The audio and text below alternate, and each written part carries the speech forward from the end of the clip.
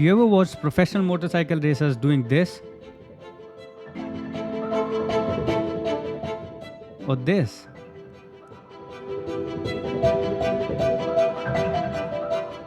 And wondered why they are doing that?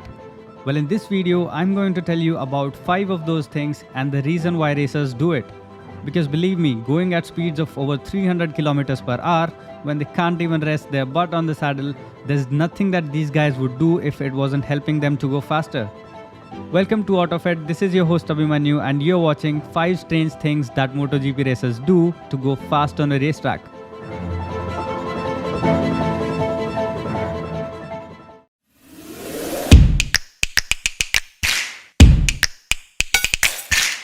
If you've been riding a motorcycle for some time now, or you are even just a little bit familiar with motorcycles, you would know that the primary braking force generated on a motorcycle is through front brakes.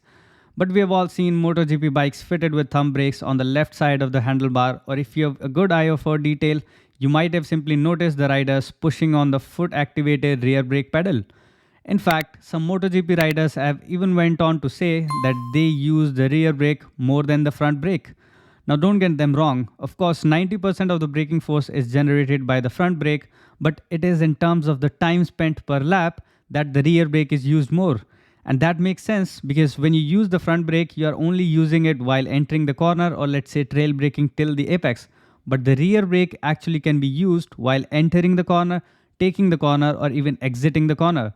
Now let me explain all these 3 scenarios. So when you're heading towards a corner and about to close the throttle, you use the rear brake the exact same moment when you close the throttle. Now the amount of time that the rear brake is used in this phase is very short because once you have pulled the front brake lever hard and have started downshifting, the rear tire starts to lift in the air, which means if you use the rear brake at this moment, you might end up locking the rear wheel. But after this little phase of using the rear brake, it is again used when the rider starts to tip the bike into the corner and the rear tire is in touch with the ground again. In this phase, the riders use the rear brake to stabilize the bike and transfer some load from front to the rear to avoid washing the front and crashing. In the exit of the corner, the rear brake is sometimes used to control the wheelie, although in recent times because of the wings, not many riders feel the need to use the rear brake to keep the front wheel down.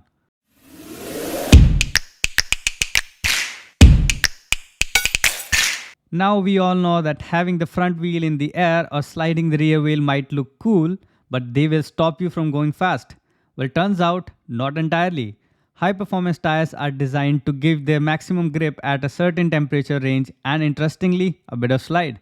As clear in this article on contibike.co.uk about the science of traction, which reads, when taking any corner at a speed which is sufficient enough to keep your motorcycle upright and balanced, your tires are always slipping. Now, even though this slipping is controlled and predictable for the pro riders, sometimes riders intentionally slide the rear wheel on gas to turn the motorcycle quickly and thus be able to pick the bike up and accelerate faster.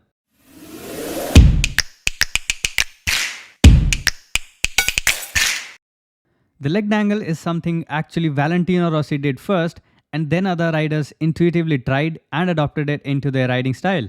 Now some people have tried to explain it from the physics point of view, but to make it simple for you guys to understand, it is used for 3 main reasons. First, it lowers the center of gravity while braking. Second, it moves more weight to the rear of the motorcycle. And lastly, third, it acts like a parachute while braking by increasing the aerodynamic drag for the rider.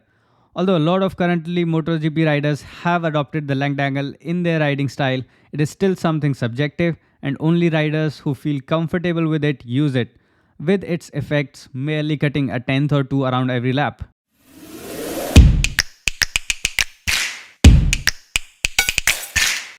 Now you all must have seen MotoGP riders weave left to right on the straights, and some of them even get penalized for it if they do it more than once per straight. But since by this time you already know that MotoGP riders do not even move a single muscle that wouldn't help them go faster or be more comfortable on the motorcycle, you'd expect that weaving has a benefit as well. Well, it sure does, in fact 2 of them. First, having a small lean helps avoiding anti-wheelie system because as soon as the sensors know that the bike is straight, the ECU releases full power which then makes the bike wheelie. To counter this, the anti-wheelie kicks in which cuts the power and the motorcycle thus loses acceleration. The second benefit of keeping a small lean angle is that it helps the RPM to rise faster, which in turn results in better acceleration.